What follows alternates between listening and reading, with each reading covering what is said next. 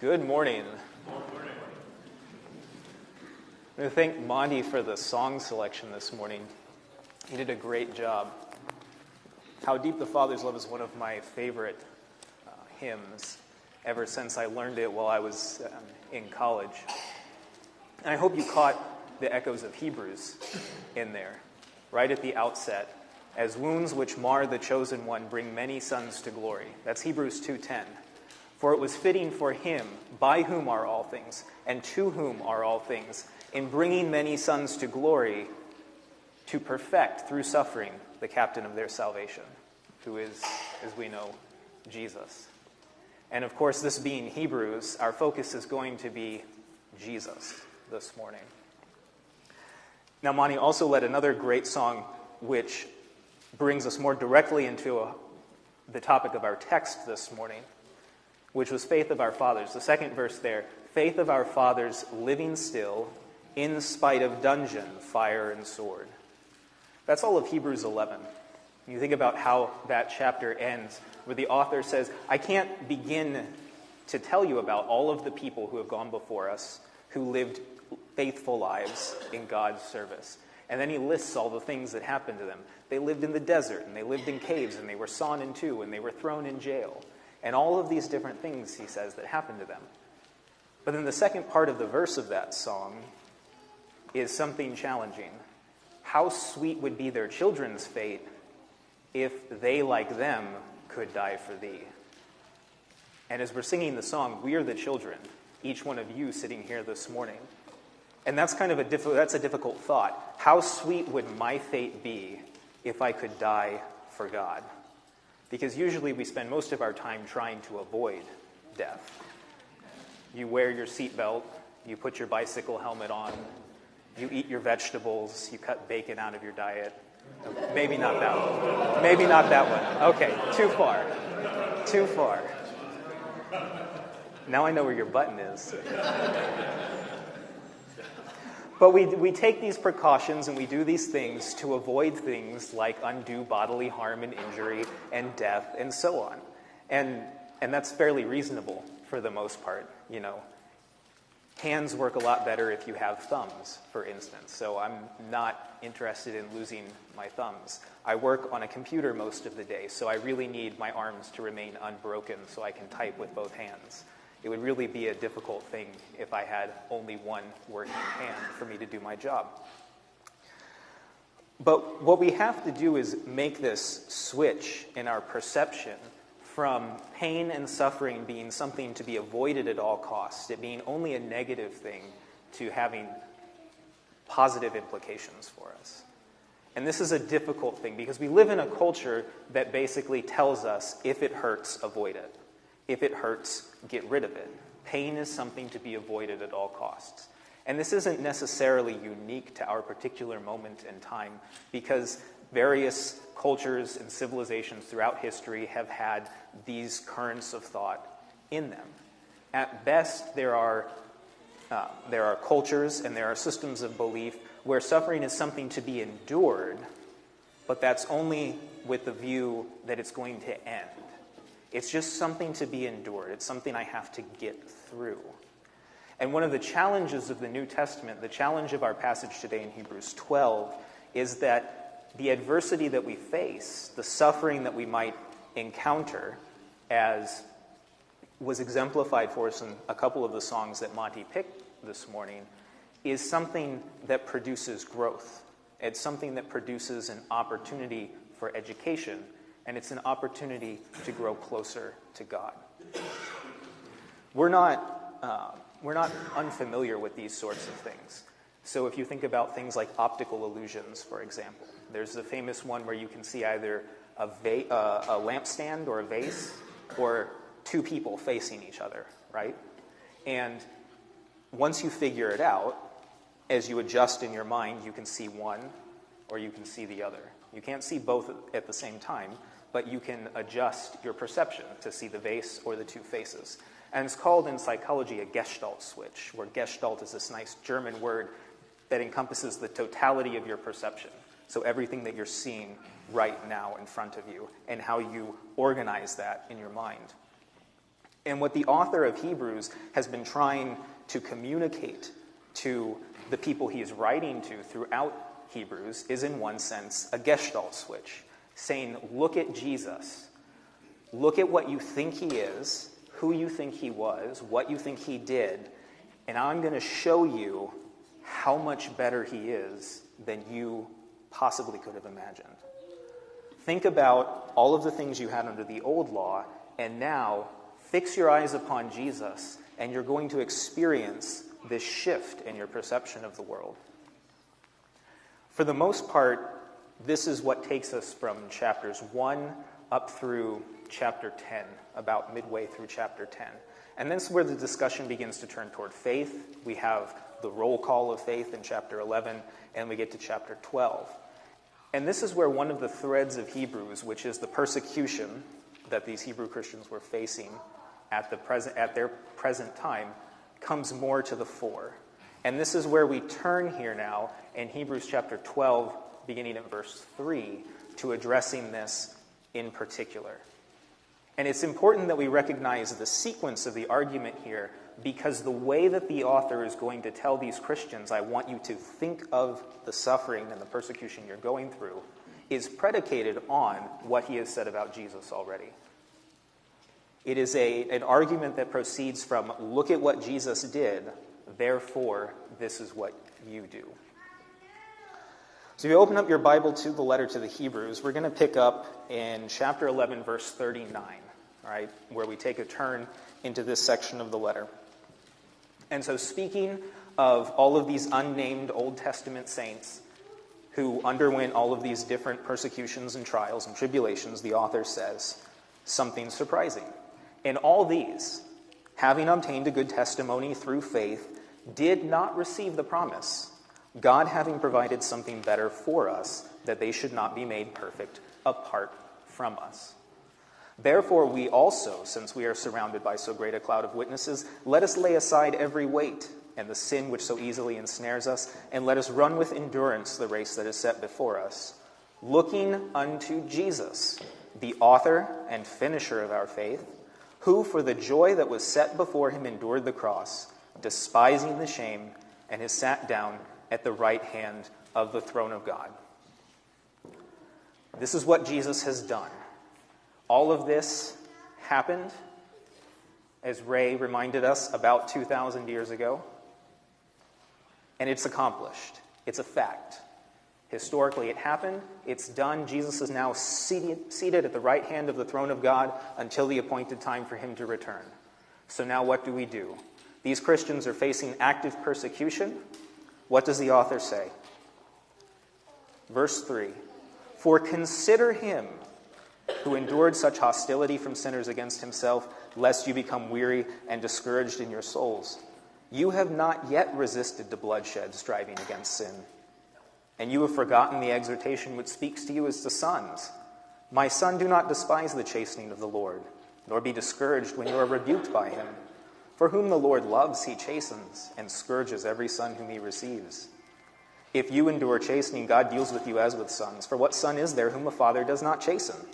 But if you are without chastening, of which all have become partakers, then you are illegitimate and not sons. Furthermore, we have had human fathers who corrected us, and we paid them respect. Shall we not much more readily be in subjection to the Father of spirits and live? For they indeed for a few days chastened us as seemed best to them, but he for our profit, that we may be partakers of his holiness. Now no chastening seems to be joyful for the present, but painful. Nevertheless, afterward it yields the peaceable fruit of righteousness to those who have been trained by it. There are three things in this set of verses that the author says to change the perspective, to hit that Gestalt switch for the Hebrew Christians. Three things that we need to remember as we think about our own lives, the ways in which we serve God, and the ways in which we run up against the sharp end of reality and those around us who don't share the same priorities and the same allegiance to the Lordship of Christ as we do. The first is a direct comparison. Throughout Hebrews, over and over again, the author has said, look to Jesus. You think angels are great. Have I told you about Jesus? You think Moses is great? Have I told you about Jesus? You think Joshua is great? Have I told you about Jesus? And on and on and on. So here, now in verse 3, having just concluded with Jesus, all of the Old Testament saints in the telling of Hebrews are leading up to Jesus. They are all pointing to Jesus. They are all examples of faith for us insofar as they exemplified certain aspects of Jesus. And so then he says, for consider him who endured such hostility of sinners against himself. Consider him, I'm reading from a New King James here, is kind of a weak translation here. Something like fully consider or consider again Jesus. He's just talked about Jesus. He says, but wait, think again. I want you to pause and consider what he went through. Now, we, of course, are removed from crucifixion as a form of punishment. In the United States, we're completely removed from public execution as a form of punishment for crime. We don't do that anymore for various reasons. Not the case in all parts of the world, but here, at least in our culture, it is. People he's writing to would have been very familiar with crucifixion as a form of punishment. They knew what it entailed. Many of them might have seen one or two. Now, the Romans weren't the only empire in history to use crucifixion. Crucifixion predates the Romans, but we might say that they perfected it as a form of torture and punishment. They were experts, if we want to term it that. The main thing about crucifixion, though, is it's humiliating. It's supposed to shame you. And the culture at that time was one based on notions of honor and shame. Your social standing is not only determined by your wealth and your parentage, but also by your achievements and the public acclaim or honor that you receive thereby. To be crucified is to have all of that taken away. It's at the opposite end. It's to be utterly humiliated, utterly shamed, made persona non grata. And so the author is saying something radical here. He says, think about this obscure Jewish carpenter from Galilee who received the worst form of the death penalty that our culture can hand out. And I want you to think about him again. Think about what he went through. And the purpose, in the second clause of that verse, so that you do not become weary and faint. I want you to think about what he went through so that you are encouraged to persevere. Right? Remember, for all of the strong language throughout Hebrews, and there are times when the author is really giving it to the people he's writing to, he ends the letter by referring to the entire thing as a word of exhortation, or a word of encouragement, or a word of consolation, depending on how you want to translate that word. All right? The purpose of recalling Jesus' sufferings is to encourage the Hebrew Christians, and by extension us, to continue persevering by considering what he went through. And there are two things in verses 4 and then 5 and 6 that the author wants them to realize by considering these things about Jesus. The first of these is, you have not resisted the bloodshed, striving against sin. All right? So the first thing he says is, hey, you haven't been crucified yet. Don't miss that part. You haven't been crucified yet, okay? So you can probably keep going, all right? You can probably keep persevering. The other thing that's in there that's obscured by our translations is this word, striving against, all right? And this is a really deep concept in Greco-Roman culture, and it's where we get it's the root of our words for things like agony and to agonize. The concept is the agon in Greek, or the struggle, or the conflict. And we can trace this back as a central concept in Greek culture all the way back to the Iliad and the Odyssey. So some of the earliest recorded writings of Greek history that we have. And the idea of the agon is that it's a contest, it's a competition, but it's a particular sort of contest. And the point of this contest is for the most excellent competitor to win. It is a venue in which you compete and you demonstrate your virtues, your strengths, or your excellences. All right? And so it's public, It's based on rules that are fairly applied, and if everything goes well, the most excellent person achieves victory. All right? It begins as a concept on the battlefield. The most excellent warrior is the one who is supposed to be victorious in battle. And so we have passages like in the Iliad, where Hector of Troy muses on how he is the greatest of the Trojan warriors, but at the end he dies. He might be excellent among the Trojans, but he's not greater than Achilles. And so he dies at the end. He's not victorious. This concept becomes later parlayed into many different aspects of Greco-Roman culture. So it becomes crucial to politics in the Athenian assembly. It becomes crucial in dramatic contests and playwriting competitions. It becomes crucial to what we now know as the Olympics, of which there were many different varieties throughout Greece, and so on and so forth. By invoking this idea, and this is invoked elsewhere in Scripture too, most notably at 1 Corinthians 9, where Paul is talking about competing for the crown, the author is asking these Christians to think about themselves as being in this struggle.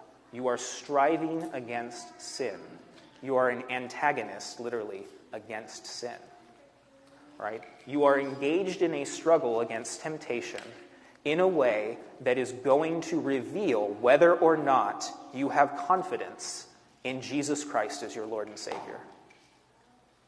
Your reaction to what you are experiencing will reveal how you feel about Jesus, how much you trust him, how willing you are to commit to living in the way that he did, and to showing those virtues, showing love, peace, joy, gentleness, faithfulness, everything else that we list as a fruit of the Spirit and all of those other things. This is going to reveal your character and your level of trust in God. That's the first thing that he says. So he changes it from one of, you are just a passive recipient of persecution, to you are actively able to strive against this. Your reaction matters. Your actions matter. The second thing is in verses 5 and 6, where now he invokes a familial metaphor. Not just you haven't yet resisted to the point of death, but you've forgotten, he says, the encouragement that speaks to you in a particular way, that speaks to you as to sons and daughters. Now, for those of you who are parents, how many of you want your children to fail? Anybody? Okay, all the hands are down. How many of you want your children to succeed?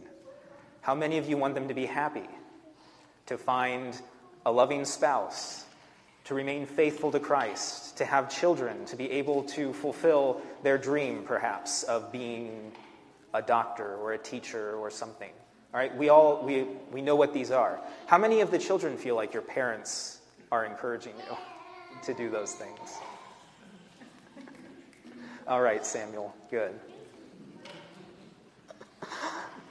Not always. This is one of those perspective shifts, right? You don't realize how much your parents did for you until you have children of your own. And you go, oh, okay. Now I see. Now I understand. It speaks to you as sons. And the shift here is not just, is that God is your Father, which is something that's come up in Hebrews chapter 2. And we're going to be jumping back to Hebrews chapter 2 a little bit later here to pick up some of the parallels. But the other way that the author of Hebrews wants these Christians to think about what they're going through is that of, as Kevin put it on our preaching schedule, the discipline of a loving father. And that might clang a little bit on our ears nowadays, because we tend to think of love as being, well, I accept you. I don't ask you to change. I accept you for who you are. Scare quotes intended there. But the way that this is described is, again, it might grate on us a little bit because it's scourging and chastening and rather strong language that's used here. Whom the Lord loves, he chastens and scourges every son whom he receives, which is not really the way that we think about, my father loves me, so he scourges me. Sounds a bit odd. Now, 75 years ago, that might have hit a little bit differently because cultural norms around corporal punishment have changed, but I think everybody here gets the idea. So think about this as the discipline of a loving father. How do we do that? What does this tell us? Because, I can remember when I was in high school, or before that, it was in middle school. So old enough to start doing school sports, right? And I joined the cross-country team, which was okay at the time. And then I tried out for the basketball team.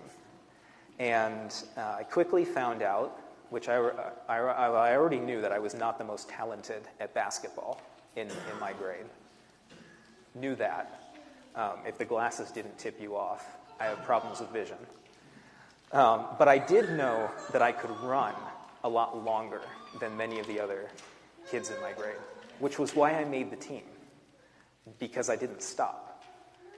However, what I did discover was that the coaches took middle school and specifically 7th grade basketball here, so we're just starting out, much more seriously than I did. This was their thing. 7th grade basketball was not my thing. Now I kept going, and my parents made me go to practice, and they made me stick with it, so we made it through the first game or two, until I finally said, this really isn't working. We're spending all this time practicing, I'm exhausted, I'm not having any fun. And they said, okay, if you can go tell the coach face-to-face that you're done and you're going to quit the team, then you can quit. You've stuck with it long enough to know. So I did, and that was the end of my basketball career. I'm also only 5'8", so it wasn't going to go very far anyway.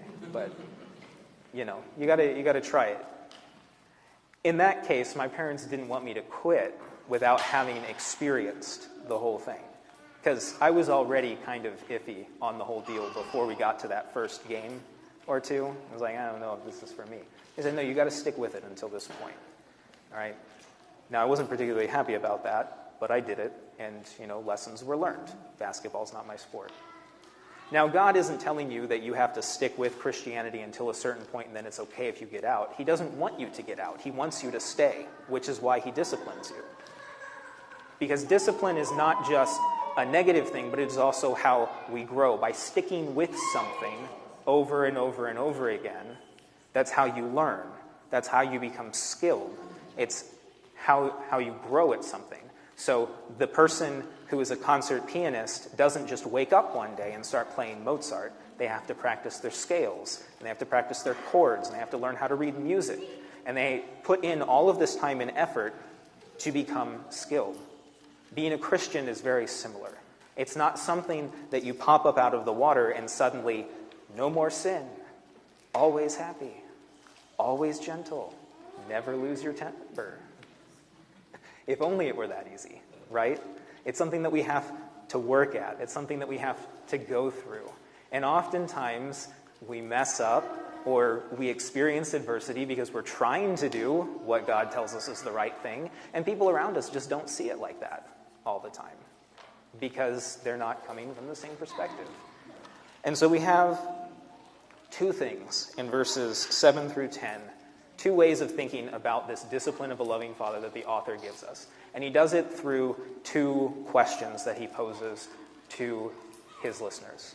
The first of these is, what true father doesn't discipline his children? So the first is a question of legitimacy. If you were not true sons of God, he wouldn't bother to discipline you. Okay? I don't, when I'm out in public at, say, Walmart, and I get stuck behind teenagers who aren't paying any attention, and they're taking up the whole aisle, and they're messing around, and they're in the way, and they're backing everything up. Take a deep breath, grip the cart, and you wait. They're not my children. I don't even know their names. It's not my business to discipline them. Okay? If it's my children, however, who are jumping around the aisles and knocking things off shelves and getting in the way, you're in the cart. Hold on to the end, zip your lips, or you're going to take a nap when you get home. They're my children, so I bother to discipline them. I want to teach them how to behave. I want them to know how they are supposed to act, what is appropriate and what is not, and various other things. And so the first sign of discipline, or the first thing that discipline tells us, is that you are legitimately a son or a daughter of God. It is a sign of your adoption through Christ. And so, we're told back in Hebrews chapter 2 then, that because he who sanctifies, which is Jesus, and those who are being sanctified, that's us, are all of one, meaning from the Father, God the Father, he is not ashamed. Catch the juxtaposition with the shame of the cross. He despises the shame of the cross, and likewise he is not ashamed to call you his brothers and sisters. To the point that he will stand up in the assembly, the writer goes on to quote from the Old Testament, and say, "Behold, the children whom God has given me." That quotation from Isaiah 8 goes on to say, "For we are signs and wonders in the midst of Israel." He is not ashamed to call you brother and sister. At the time that he took on the shame of the cross, he was not ashamed to step down, to come with you before the throne of God, and to say, "This is a sinner, and this is my brother, and this is my sister, and I will declare them righteous and holy in the sight of the Father." That's the first thing. Discipline is a sign of legitimacy. The second one is in verses 9 and 10. And this is another one of these from the lesser to the greater sorts of arguments. So he says, okay, I want you to think about your own father, your own parents. For those of you who did not have a father figure, a biological father in your life, think of someone who was a father figure to you, or a parent, or a person of authority. He says, they corrected us as seemed good to them. Okay? Basically saying, for all of you who are parents again, you're doing your best, but you're wrong sometimes. Okay? He says, they disciplined us as seemed best to them, and we paid them respect. We listened to them. How much more, then, will we not be in subjection to God, who is greater than our earthly fathers, and live? They chastened us for a little bit, as seemed best to them, but he says, for our profit, that we might be partakers of God's holiness. That we might be partakers of God's holiness. Now remember, when we started Hebrews chapter 11, and we started talking about faith, one of the things that I mentioned about faith is that faith is not the end goal. Faith is the starting point. It's the starting line. But faith is pointing ahead to something else. It is looking forward to its consummation in the second coming of Christ. It's looking forward to the sight of God. It's looking forward to heaven. That same sort of forward-lookingness, we might say, is the same thing that discipline has in the telling of the Hebrew writer here. This discipline is looking forward to something greater than itself. Jesus didn't come to earth to suffer on the cross. The cross was an instrument. It was a waypoint. It was a stepping stone on the way to something greater. Paul doesn't say in 1 Corinthians 15 that the essence of the gospel is that Christ died for you. It's that Christ died for you and he was raised again. Remember, if he was not raised from the dead, then our faith is in vain. It's empty. It's devoid of effect. It does nothing. And we might as well just all go home. We can all hang out at the golf course instead. Rather, Jesus, it says, for the joy set before him, endured the cross, despising the shame. For the joy that was set before him. For the thing that he saw that the cross would allow him to accomplish. And that is your salvation. That's the joy that's set before him. That's why he does this. And so, we too undergo discipline so that we may be, it says, partakers or sharers, participants in the holiness of God. Discipline teaches us how to conform more closely to the image of Christ. And by being conformed more closely to the image of Christ, by having that mind of Christ, God sanctifies us more fully. Sanctification is both an event at your baptism. You are sanctified. You are set apart. 1 Thessalonians 5, God continues to sanctify. He continues to make you more holy as you come to trust more deeply in him, to lean more fully upon him, to live more and more like his Son. If we are not partakers, is the word, of discipline, we are not legitimate. If we are not partakers of discipline, we will not become partakers, he says, of God's holiness. And so we have these two aspects, legitimacy and then also the goal. So finally, verse 11 wraps up this section by acknowledging that this is not easy, that sometimes it just sucks. Persecution isn't fun, okay? And we don't need to mince words about it. But, the writer says, now no chastening seems to be joyful. Remember the joy set before Jesus, right? For the present, but painful. Nevertheless, afterward it yields the peaceable fruit of righteousness to those who have been trained by it. It's not going to be easy. That's one of the main messages we can get from Hebrews. It is not going to be easy. It's a message Paul hammers home in several of his letters. This is not easy. Tomorrow is likely to be difficult. And the day after that, and the day after that. But by faith, we look forward to something greater. By faith, we look forward to this joy that David says in Psalm 16 is to be found at the right hand of God. Fullness of joy, he says. Joy overflowing, an abundant joy, joy that cannot be topped by anything that we might experience here on earth. That's what we're looking forward to. That's where we're going. Although we've taken chapter 12 slightly out of order, the next set of verses is going to say that we ought to pursue holiness, without which no one will see the Lord. Apart from holiness, no one will see the Lord, he says. There are several apart from statements in Hebrews. Jesus suffered as we do, yet he was without or apart from sin. Having dealt with that, one day he's coming back apart from sin, not to deal with it, but because he's already defeated it. He's going to take us home. The saints who have gone before us were not perfected until Jesus came, so that they would not inherit the promise without us. It's a family affair. We're all in this together. We're all going to get the same thing. And because God is infinite, Kevin and Corey and Wade and Jean all sharing in God's holiness isn't going to diminish my share or your share. It'll still overflow each and every one of us because he's without limit. Without faith, it is impossible to please God. Without holiness, it will be impossible to see the Lord. And that's the one thing that David says in Psalm 27 he's asked of the Lord, to live in the courts of his temple, to inquire in his temple, and to behold the beauty of the Lord. That's the goal. That's where our faith is going. That's the point of holiness, to become more like God so that we might see God. So that although we see dimly as in a mirror now, we might one day know more fully, even as we also are known.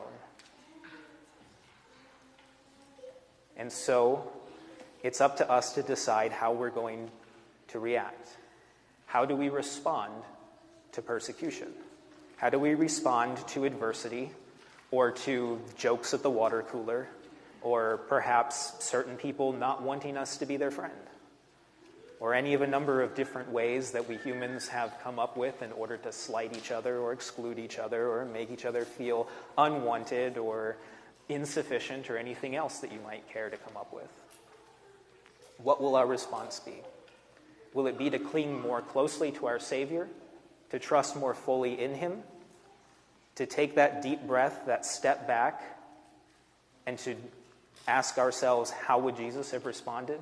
What is the loving, the gentle response to this situation? Or will it be to let go and to turn our backs, to say, I've had enough, I can't hold up anymore, the shame is too much, and I'm going to walk away?